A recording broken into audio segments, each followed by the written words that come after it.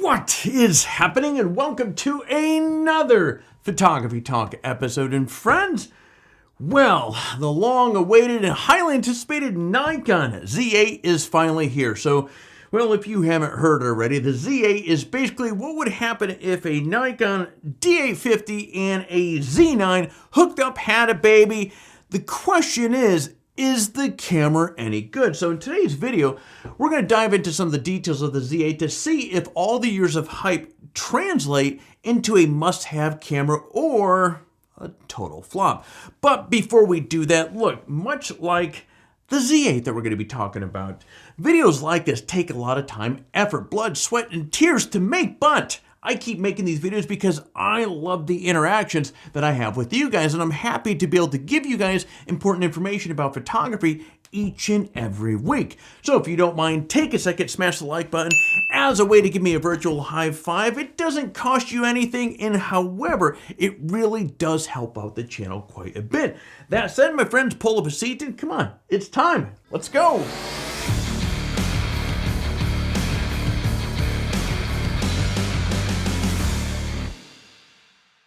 Okay, let's first break down some of the key features. Now, Nikon calls the Z8 the natural successor to the D850. Now, one of the company's most popular DSLRs of all time. Now, the D850, you may recall, was the last DSLR that I ever owned. In fact, it was the last Nikon I ever owned. No, technically the Nikon Z7 and the D850 were, I got rid of them both at the same time. That's when I made the switch over to Canon. Now, I didn't get rid of the D850 because it was a bad camera, though. You can think about it here.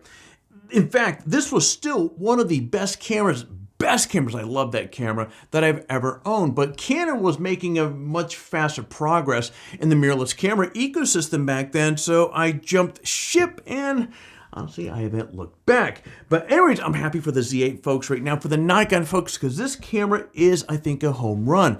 Now, the mirrorless version of the D850, as they're calling it, the Z8 has loads of high-end features, and of course, it just happens that the Z8 is essentially a Z9 in a smaller body, so it stands to reason that it's packed with a ton of goodies. Now, here's a quick rundown of some of the Z8's most important features. You're looking at the same 45.7 megapixel sensor as in the Z9, and it has up to 8K 60p video as well. In fact, the video capabilities include 4K at 24p, 30p, and up to 120p. Now, recording times are about 125 minutes in 4K 60p and up to 90 minutes in 8K 30p. So you can actually also get 12-bit RAW video in either ProRes RAW, 4K 60p, or up to 8K 60p in NRAW. Now, it also has the X-Speed 7 image processing image from the Z9, which ensures excellent low light performance and superb image quality. I mean,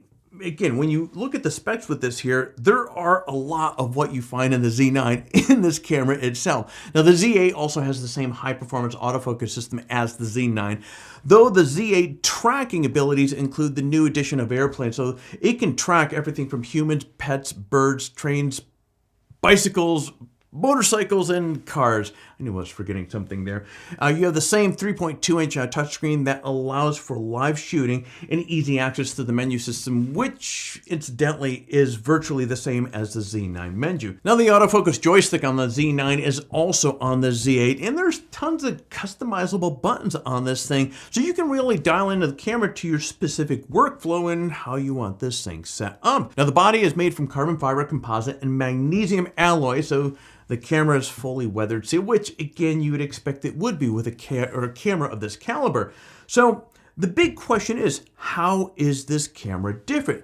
Now, the rundown of the specs and features a moment ago give you a taste of what this camera is like. And if you're familiar with the Z9, you know a lot of these features are going to be the same, or are the same for that matter. So that begs the question, what are the differences? Now, the most significant difference is the size of the camera. The Z8 is really, it's a baby Z9. It's 5.7 by 4.7 by 3.3 inches without a lens and weighs roughly 2 pounds. Now compare that to the Z9, we're talking 5.9 by 5.9 by 3.6, and that's 2.55 pounds. Now some of you may be thinking, well, Alex, hey, that's only a half pound. And I get it.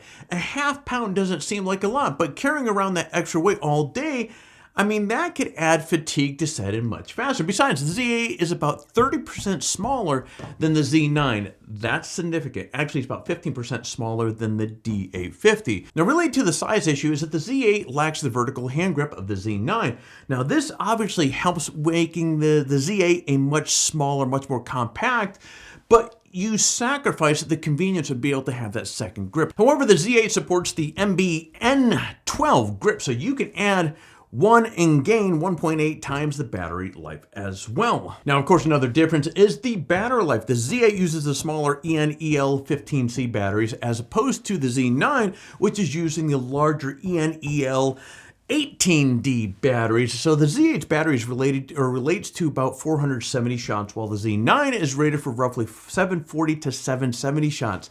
Yeah, that's a big difference right there. Now, additionally, the Z8 has one CF Express Type B slot and one SD slot, rather than the dual CF Express slots that are in the Z9. Now, Nikon made this change to support the widespread availability of SD cards, and I've spoken to some people, and some people have gotten quite a little bit huffy-puffy about this. They didn't see why they didn't go with the dual CF Express cards in this thing. Now, personally, myself, like with my R5 right here, this has a CF Express and it has a SD card. So most of the time when I'm out, yeah, I'm using these. But in case if I'm in a pinch, raise your hand. How many of these SD cards do you have in your camera bag? Most of us have a zillion of these things in our bag. So again, for my shooting, I very rarely use the second bay to begin with. But if I did, it's good to know that I have something that is more uniform or universal, and that people have a ton of these things. They're easy to find pretty much wherever you want. Now, here's a big one right here. Speaking of huge issues, the price difference between the Z8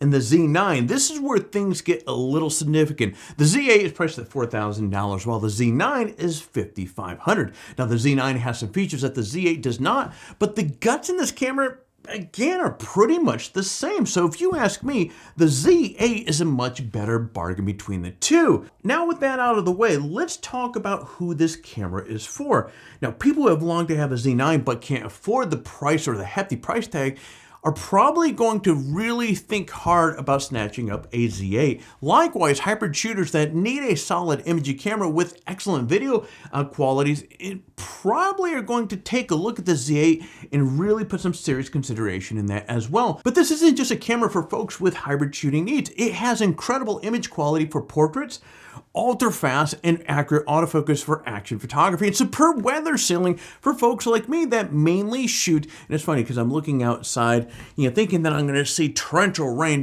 talking about people like me that have landscape needs, but it's not raining. It was raining a month ago. But anyways, it has all of that. So if I were still in the Nikon ecosystem, I would absolutely buy this camera. Especially true if I were still shooting with the D850 and needed to upgrade and transition myself into the mirrorless platform. I mean, again, the Z8, it's been a long journey. It's funny, as I was preparing for this video this morning with the news and talking to my editor, I'm like, man, I remember the first Z8 video. I was in Vegas where I shot it in our hotel room. I mean, it's been a long journey. And those of you that have stuck with Nikon over the years, not people like me that have jump shipped over to Canon or Sony or wherever the hell you went, but people that stuck with Nikon, this has had to be a very rewarding day because, again, Nikon did a good job in their ecosystem or their cosmos of lenses for these mirrorless cameras have been slowly progressing as well. And really, at the end of the day,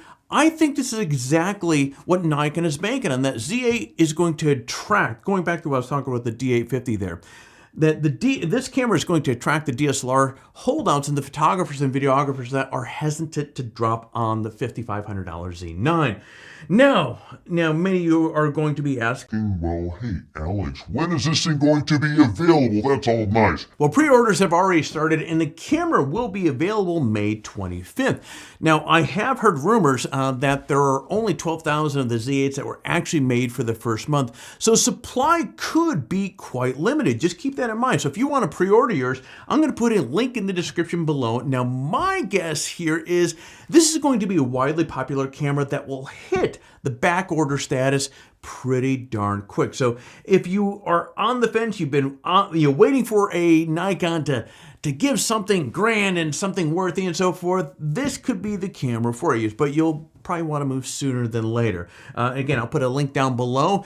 So, guys, that's it for the Z8. Pretty exciting stuff. So let's shift gears and close out this video as we normally do with a quick overview of our current giveaway. We have 3 excellent prizes up for the grab this month. We have the Holdfast Gear Romographer bag, we have a Hex Ranger sling, and of course, the $100 Amazon gift card. Now, as always, friends, we make entering these giveaways super easy. So step 1, well, you gotta like this video and you need to subscribe to the channel. Step 2, leave a comment below. In fact, the more of our videos that you watch and leave a comment on, the more chances that you have to win. So by all means, get watching some more of the videos and leave some more comments. Step 3, register on Photography Talk and introduce yourself in the forum. Now, if you happen to register on the site already during one of the last giveaways, you're still eligible to win. But as I keep saying over and over again, swing and by, say hello, we would love to see it, and that is it. Now, for complete details, including how to register on Photography Talk or how to say hello in the forum, friend, check out the description below.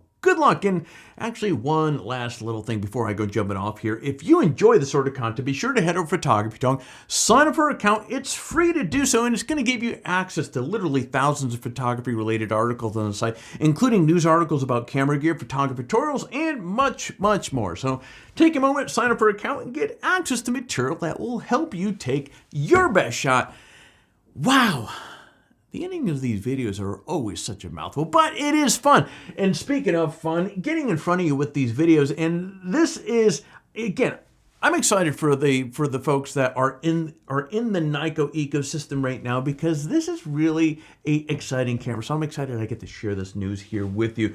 Or who knows, you might have seen a few videos already on this. But either way, it's fun. I appreciate there's a lot of videos that we can grab that could be grabbing your attention, but yet you've invested a few minutes of yours into this channel, and that really does help a lot. So I really do appreciate that.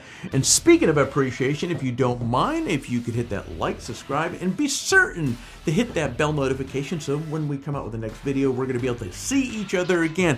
Friends, that is all I have here for you today. So I'm going to be shutting up these cameras. You get out there, stay healthy, and take your best shot.